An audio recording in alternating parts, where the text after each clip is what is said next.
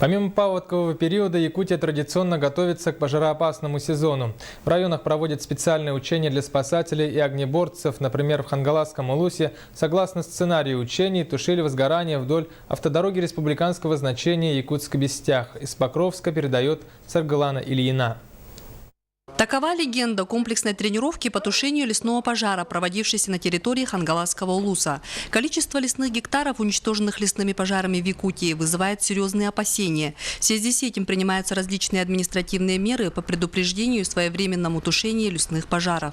Якутия – регион, который у нас вызывает, конечно же, большую тревогу, но не в плане того, что подготовка ведется слабо, да, или какие-то меры принимаются. По итогам прошлого года вы знаете, что у нас Якутия был регионом-лидером по площади сгоревших лесов.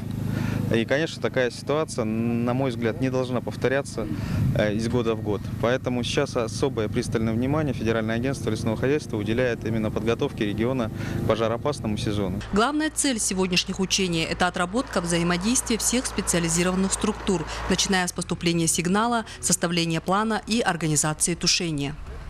Здесь находится оперативный штаб, оперативная группа Главного управления.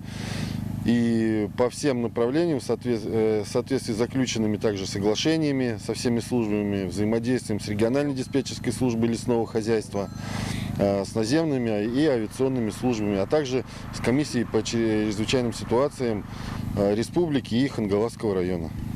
В последние годы пожароопасный сезон начинается с 1 мая, тогда как лет 25 леса начинали гореть с середины июня. И связано это именно с майскими выходными и началом охоты. Стоит ли уточнять, что человек наносит гораздо больше природе урона, чем стихия? И зная об этом, долг каждого – соблюдать пожарную безопасность. Саргалана Ильина, Федор Тарасов, НВК Саха, Хангаласский Улус.